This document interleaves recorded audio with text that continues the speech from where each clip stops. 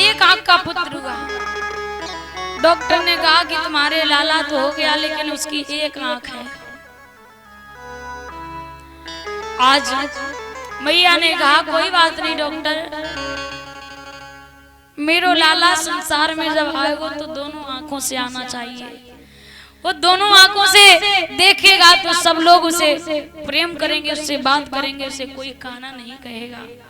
मैं क्या, मेरी तो अब काफी उम्र हो चुकी है, मैंने संसार को दोनों आंखों से देख लिया है। तो डॉक्टर से कहा क्या आप मेरी आंख निकाल के मेरे लाला की आंख में वहां पे लगा सकते हैं? जवाब दिया हाँ बिल्कुल। उसी समय मैया ने कहा तो मेरी आंख निकाल लो। डॉक्टर ने माँ की आंख को निकाला और बच्चे के जगह पे जो आग लगी थी वहां पे लगा दिया। अब बच्चा जो है धीरे धीरे बड़ा होता है, ये पढ़ने के लिए जाता है विद्यालय में। एक दिन अपनी माँ से कहा मैया तुम जो है स्कूल में मत आया करो मुझे भोजन देने। क्यों? क्योंकि सब बच्चे मुझे ये चिढ़ाते हैं कि काने का ये इसकी मैया कानी है, ये कानी मैया का लाल है, इसलिए तुम हमारे यहाँ विद्यालय में मुझे भोजन देने के लिए मत आया करो। और जैसे ही कहा तो मैया कहने लगी कोई बात नहीं बेटा मैं नहीं आऊंगी। लेकिन भक्तों धीरे धीरे माँ ने मेहनत मजूरी करके, और तब तक उसका पति जो था वो भी चल बसा, अकेली मैया रह गई खेतों पे मजूरी करके। जैसे तैसे उसने अपने लाला को पढ़ा लिया और लाला जब पढ़ लिख गया तो एक बड़ा अफसर बन गया। गांव को छोड़ करके दूसरे शहर में रहने लगा। वहां पर उसने शादी कर ली और एक चिट्ठिया भेज दी, माँ मैंने विवाह भी कर लिया, एक बच्चा हो गया उसके। माँ तू दादी बन गई, तेरा एक नाती आ गया। मैया बहुत खुशी होती है। एक दिन माँ ने पत्र लिखवाया और कहा कि लाला मैं बहू और बेटे को देखना चाहती हूँ, अपने नाती को देखना चाहती हूँ, तू आजा लाला। लेकिन लाला पत्र लिख देता उधर से कि मैया यहाँ पे ज्यादा काम है, व्यस्त हूँ, आ नहीं सकता हूँ।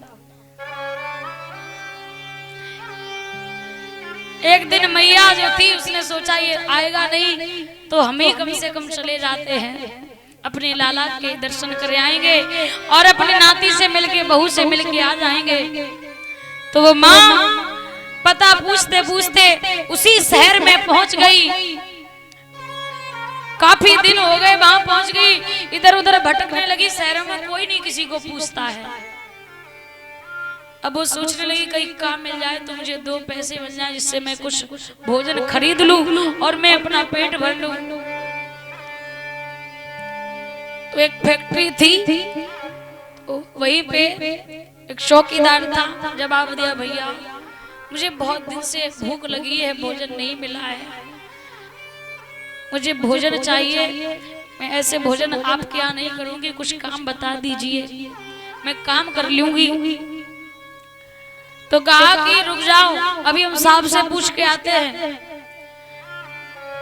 चौकीदार गया दौड़ा दौड़ा, एक वृद्ध माँ आई है, वो काम मांगती है, तुम्हारे यहाँ पे कोई काम हो तो बता दो। बेचारी वृद्ध है, गरीब है, 2-3 दिन से उसने भोजन नहीं किया है, भूख की वजह से परेशान है। तो कहा कि बुलाओ उसे, हमारे यहाँ भोजन बनाती रहेगी, साफ सफाई करती रहेगी। और वो माँ भाई पहुंच गई और उस माँ ने इस लाला को देख लिया, उस बच्चे को, अपने बच्चे को देख लिया। उसने कहा ये तो मेरा बच्चा है, बेटा मैं तुम्हारी माँ हूँ, क्या तुमने मुझे पहचाना नहीं? उसने पहचानने से इनकार कर दिया। उसके बराबर में बहू खड़ी हुई थी। उसने सोचा अगर मैंने बता दिया कि ये मेरी माँ है तो ये कितनी वृद्ध है, कितने फटे हुए वस्त्र पहने हुए है, मेरी बेइज्जती हो जाएगी इस बहू के, अपनी पत्नी के सामने मेरा अपमान हो जाएगा कि एक इतने बड़े सेठ की माँ इतनी गरीब निर्धन और ये दर दर भटक रही है। तो पहचानने से इनकार कर दिया। कहा कि तू कैसी बातें कर रही है, बड़े लोगों को देखा नहीं कि रिश्ता निकालना शुरू कर दिया। माँ रोने लगी, कोई बात नहीं बेटा, कुछ काम हो तो बता दीजिए, मुझे भूख लगी है, भोजन करना है। काम बता दिया कि तुम साफ सफाई किया करोगी और पूरे घर की साफ सफाई झाड़ू पोछा करना तुम्हारा काम है। बेचारी माँ झाड़ू पोछा करती है। आज वो बहू जो थी उसे थोड़ा शक हो गया, कहीं ये वास्तविक में हमारी सास तो नहीं। लेकिन फिर भी उसने कहा, जब पति महाराज ने पहचानने से मना कर दिया, कोई होगा अलग, कोई बात नहीं। माँ बेचारी भोजन करती है और अपना समय बिताने लगी उसी जगह पे।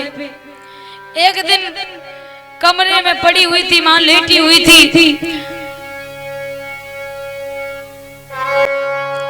और उसने एक पत्र लिखा, हमारे बेटा ने मुझे पहचानने से इनकार कर दिया। और क्यों कर दिया? क्योंकि मैं कानी हूँ।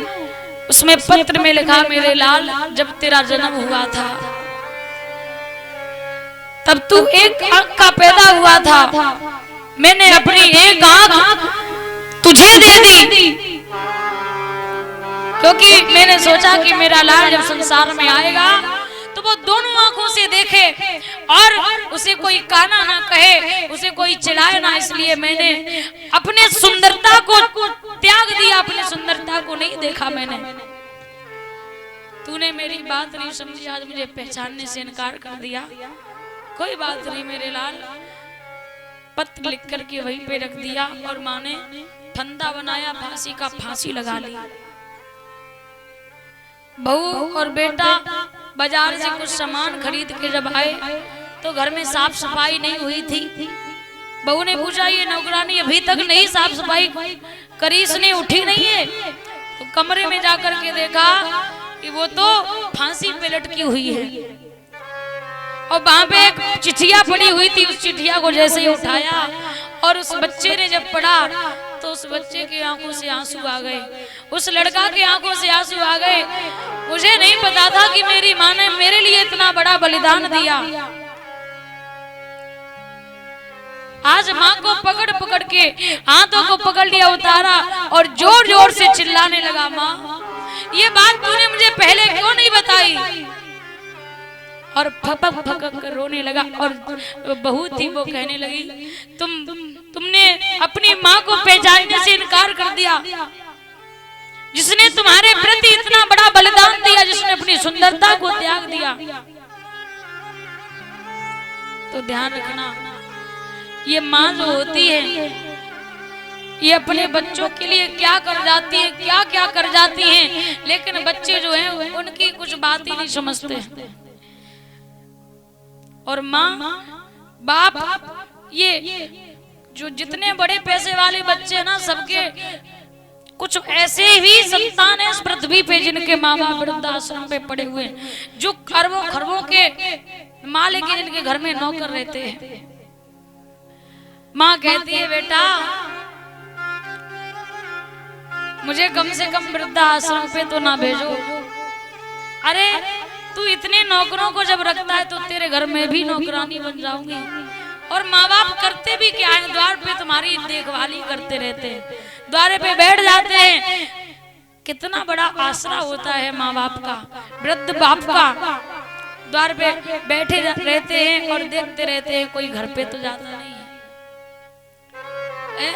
दूसरों को पैसा देख करके और तुम अपने द्वार की रखवाली करते हो, और सगी माँ को तुम 2 रोटी समय से नहीं दे सकते हो।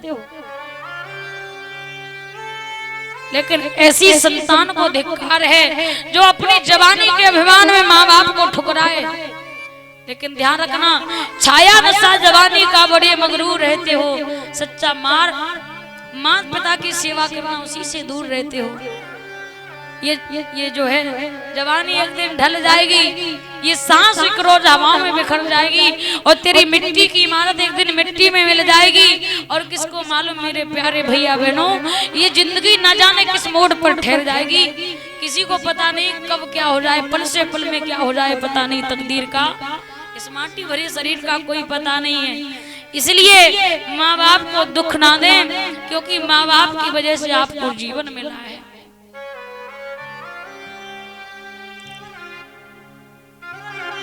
मैया देवकी जो थी जोर जोर से रोने लगी, वसुदेव जी चुपा